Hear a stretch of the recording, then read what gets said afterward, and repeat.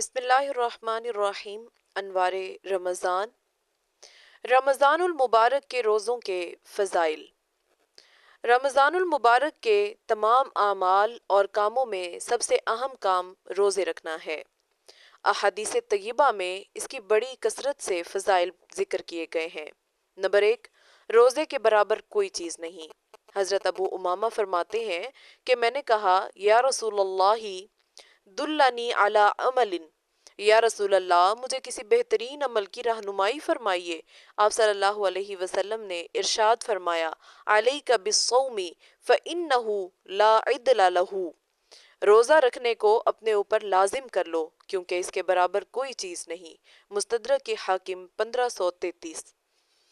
نسائی شریف کی روایت میں حضرت ابو امامہ کا نبی کریم صلی اللہ علیہ وسلم سے یہ سوال نقل کیا گیا ہے، ای العمل افضل، کون سا عمل سب سے افضل ہے؟ آپ صلی اللہ علیہ وسلم نے یہی جواب عنایت فرمایا، علیک بالصوم فإنہ لا عدل لہ، روزہ رکھنے کو اپنے اوپر لازم کر لو کیونکہ اس کے برابر کوئی چیز نہیں۔ نسائی 2222۔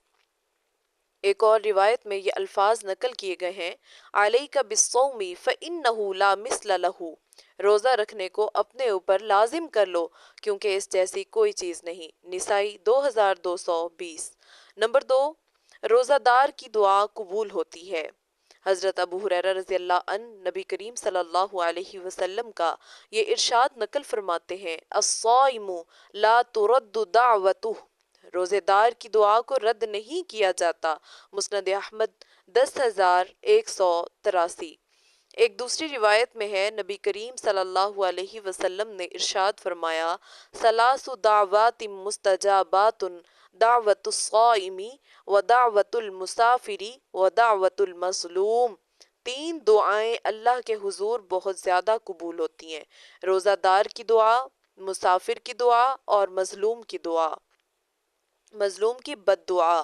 شعب الایمان 3323۔ حضرت عبداللہ ابن ابی اوفا نبی کریم صلی اللہ علیہ وسلم کا یہ ارشاد نقل فرماتے ہیں، نوم الصائم عبادۃ وصمتہ تسبیح وعملہ مضاعف ودعاؤہ مستجاب وذنبہ مغفور، روزے دار کا سونا عبادت ہے، اس کی خاموشی تسبیح ہے، اس کے عمل کے اجر و ثواب کو بڑھا دیا جاتا ہے، اس کی دعا قبول ہوتی ہے اور اس کا گناہ معاف کیا جاتا ہے۔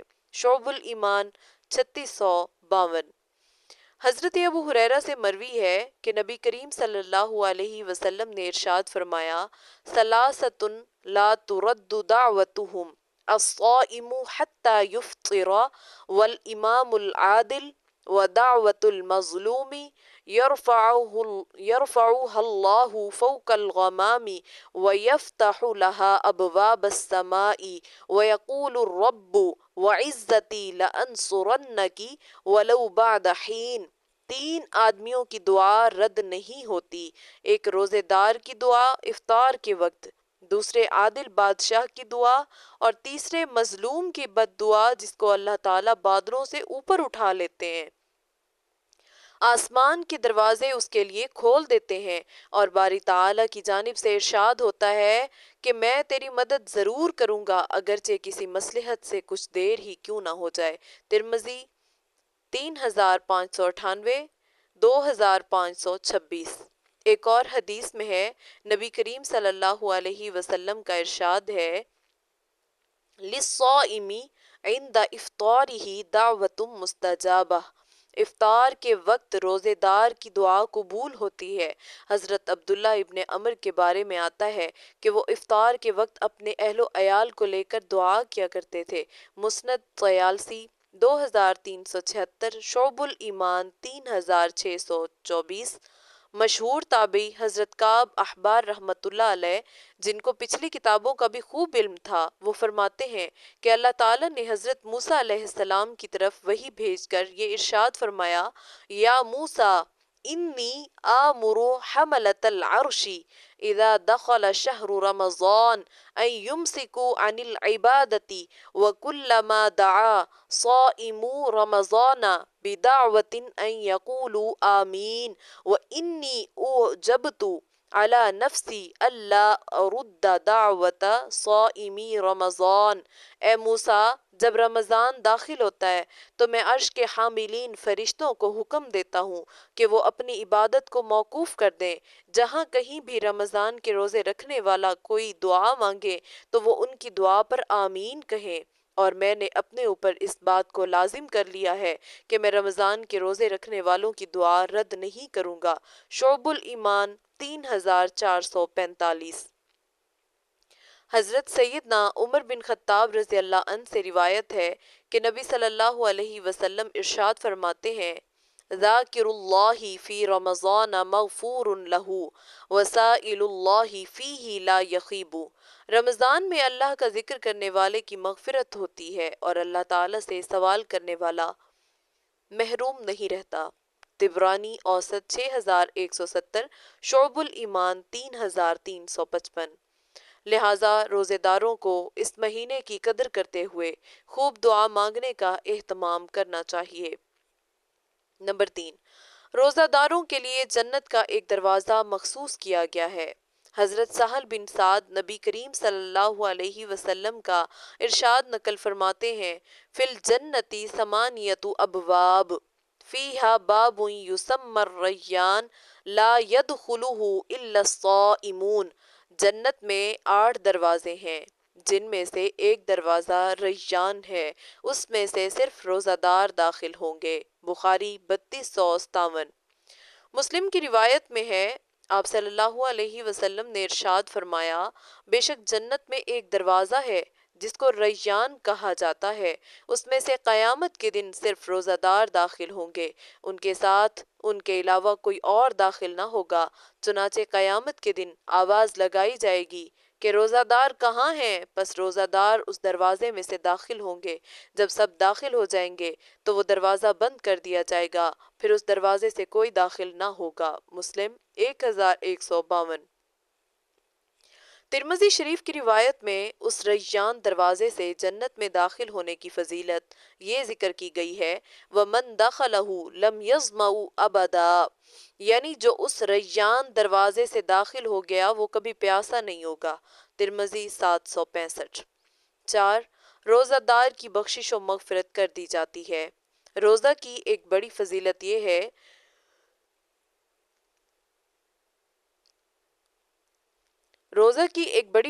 یہ ہے کہ یہ گناہوں کی بخشش کا ذریعہ ثابت ہوتا ہے۔ چنانچہ حدیث میں ہے، حضرت ابو ہریرہ رضی اللہ عنہ نبی کریم صلی اللہ علیہ وسلم کا یہ ارشاد نقل فرماتے ہیں، من صام رمضان ایمانا و احتسابا غفر له ما تقدم من ذنبہ، جس نے رمضان کے روزے ایمان کی حالت میں اجر و ثواب کی نیت سے رکھے، اس کے پچھلے تمام گناہ معاف کر دیے جاتے ہیں۔ مسلم 760۔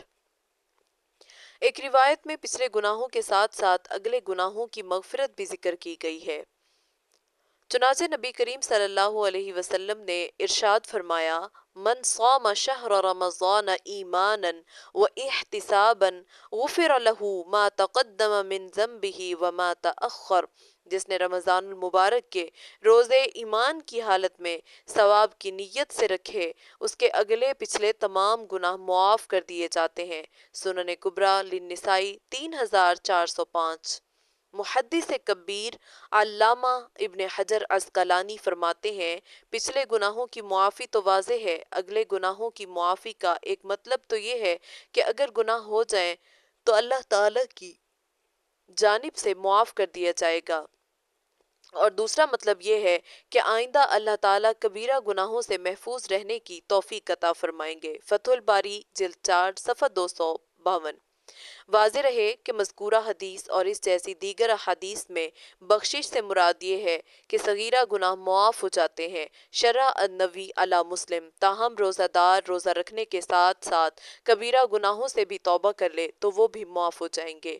حضرت معاذ بن جبل رضی اللہ عنہ سے مروی ہے کہ نبی صلی اللہ علیہ وسلم کا ارشاد ہے، من صام رمضان وصلى الصلوات الخمس وحج البيت لا أدري ذكر الزكاة أم لا كان حقا على الله أن يغفر له۔ جس نے رمضان کے روزے رکھے، 5 نمازوں کا اہتمام کیا، بیت اللہ کا حج کیا، راوی کہتے ہیں کہ مجھے یاد نہیں کہ زکوٰۃ کو بھی ذکر کیا تھا یا نہیں، تو اللہ تعالیٰ نے اپنے ذمہ لازم کر لیا ہے کہ اس کی مغفرت کریں گے۔ میں نے کہا کیا میں لوگوں کو اس عظیم خوشخبری کی خبر دے دوں؟ آپ نے فرمایا ذرین الناس یعملون، لوگوں کو ان کے حال پر چھوڑ دو تاکہ وہ عمل کرتے رہیں۔ مجمع الزوائد 136، کشف الاستار عن زوائد البزار 36۔ حضرت عبداللہ ابن ابی اوفا سے مروی ہے کہ آپ صلی اللہ علیہ وسلم نے ارشاد فرمایا، نوم الصائم عبادت وصمتہ تسبیح وعملہ مضاعف ودعاؤہ مستجاب وذنبہ مغفور۔ روزہ دار کا سونا عبادت ہے، اس کا خاموش رہنا تسبیح یعنی اللہ تعالیٰ کا ذکر ہے، اس کے عمل کے اجر و ثواب کو بڑھا دیا جاتا ہے، اس کی دعا بارگاہ الہی میں قبول ہوتی ہے اور اس کا گناہ معاف کر دیا جاتا ہے۔ شعب الایمان 3652۔ حضرت ابو ہریرہ سے موقوفاً مروی ہے، اول ما یصیب صاحب رمضان الذی یحسن قیامہ وصیامہ ان یفرغ منہ وہو کیوم ولدتہ امہ من الذنوب۔ اچھے طریقے سے روزہ اور تراویح پڑھنے والے اور روزہ رکھنے والے کو سب سے پہلے جو چیز ملتی ہے وہ یہ ہے کہ رمضان سے اس حالت میں فارغ ہوتا ہے کہ وہ گناہوں سے اپنے پیدا ہونے والے دن کی طرح پاک و صاف ہو جاتا ہے۔ ابن ابی شیبہ 8874۔ حضرت ابو سلمہ اپنے والد حضرت عبد الرحمن ابن عوف سے نقل کرتے ہیں کہ نبی صلی اللہ علیہ وسلم نے ایک دفعہ رمضان کا تذکرہ کرتے ہوئے فرمایا، شہر کتب اللہ علیکم صیامہ وسننت لکم قیامہ فمن صامہ وقامہ ایمانا واحتسابا خرج من ذنوبہ کیوم ولدتہ امہ۔ رمضان المبارک ایک ایسا مہینہ ہے جس کے روزے کو اللہ تعالیٰ نے تم پر فرض کیا ہے اور میں نے اس کے قیام تراویح کو تمہارے لیے سنت قرار دیا ہے۔ بس جس نے اس مہینہ میں ایمان کی حالت میں اجر و ثواب کی نیت سے روزہ رکھا اور تراویح پڑھی، وہ اپنے گناہوں سے اس دن کی طرح صاف ہو کر نکل جاتا ہے جس دن اس کی ماں نے اسے جنا تھا۔ ابن ماجہ 1328، نسائی 2210۔ شعب الایمان کی روایت میں ہے، فمن صامہ ایمانا واحتسابا ویقینا کان کفارۃ لما مضی او لما سلف۔ جس نے اس رمضان المبارک کے مہینہ میں ایمان کی حالت میں اجر و ثواب کی نیت سے اور یقین کے ساتھ روزہ رکھا اور تراویح پڑھی تو یہ عمل اس کے لیے گزشتہ تمام گناہوں کے لیے کفارہ بن جاتا ہے۔ شعب الایمان 3342۔ حضرت ابو سعید خدری نبی کریم صلی اللہ علیہ وسلم کا یہ ارشاد نقل فرماتے ہیں، من صام رمضان وعرف حدودہ وتحفظ مما كان ينبغي له ان يتحفظ فيه كفر ما قبلہ۔ جس نے رمضان المبارک کے روزے رکھے، اس کی حدود یعنی آداب اور حقوق کو پہچانا اور اس چیز سے محفوظ رہا جس سے محفوظ رہنا چاہیے یعنی گناہوں سے، تو یہ اس کے پچھلے گناہوں کے لیے کفارہ ہو جاتا ہے۔ مسند احمد 11524۔ 5 روزہ داروں کے لیے روز محشر دسترخوان لگائے جائیں گے۔ قیامت کے ہولناک مناظر میں جبکہ ہر طرف افراتفری اور نفسا نفسی کا عالم ہوگا، لوگ حساب و کتاب میں پھنسے ہوں گے، اس وقت اللہ تعالیٰ کے محبوب اور پسندیدہ روزہ رکھنے والے بندوں کے لیے بیش بہا نعمتوں کے دسترخوان چنے جائیں گے۔ حضرت عبداللہ ابن رباح جو کبار تابعین میں شمار ہوتے ہیں، وہ فرماتے ہیں، توضع الموائد یوم القیامت للصائمین فیأکلون والناس فی الحساب۔ قیامت کے دن جب کہ لوگ حساب و کتاب میں ہوں گے، اس وقت روزے داروں کے لیے دسترخوان لگائے جائیں گے اور وہ لوگ دسترخوانوں میں لگے ہوئے بیش بہا کھانوں کے کھانے میں مصروف ہوں گے۔ شعب الایمان 3642۔ 6۔ روزہ دار کو جہنم سے دور کر دیا جاتا ہے۔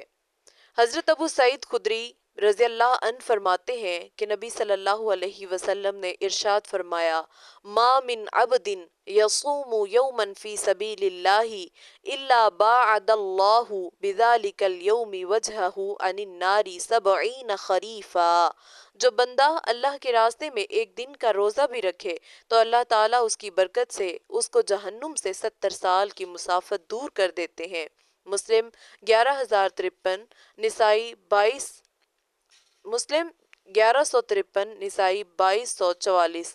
حضرت سلمہ بن قیصر نبی صلی اللہ علیہ وسلم سے روایت نقل کرتے ہیں، من صام یوما ابتغاء وجہ اللہ باعدہ اللہ من جہنم کبعد غراب طار وہو فرخ حتی مات حرما۔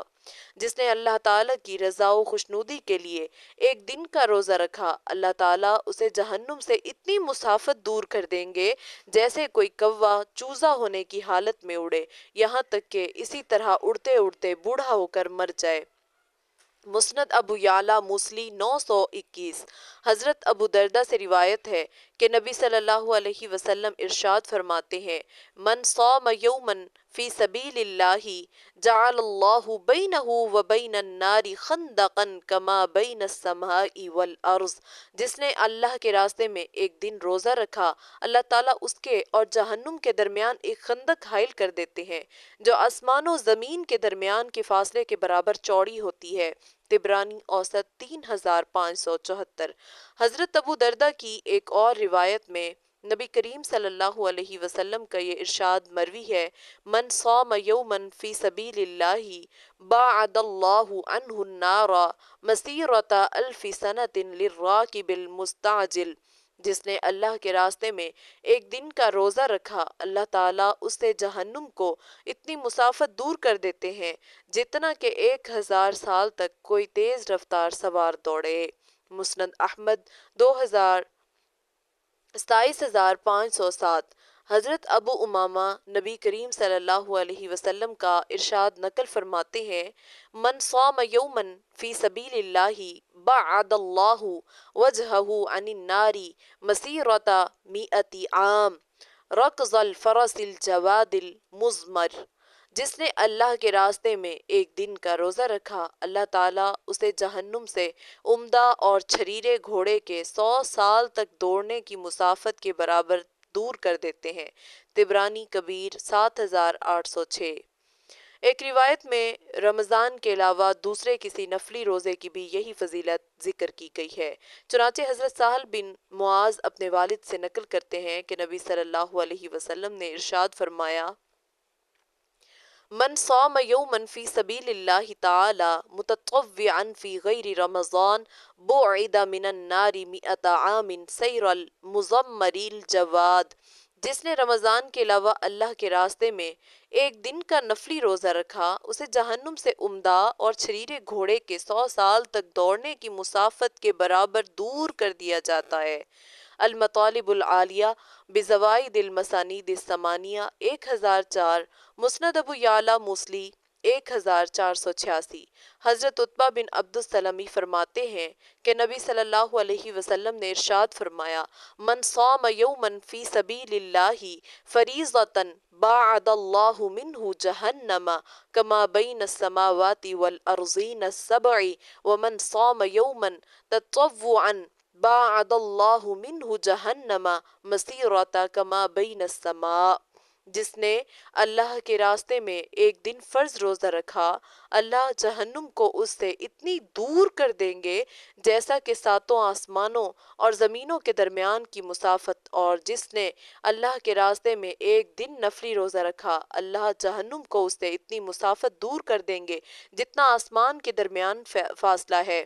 طبرانی کبیر 295۔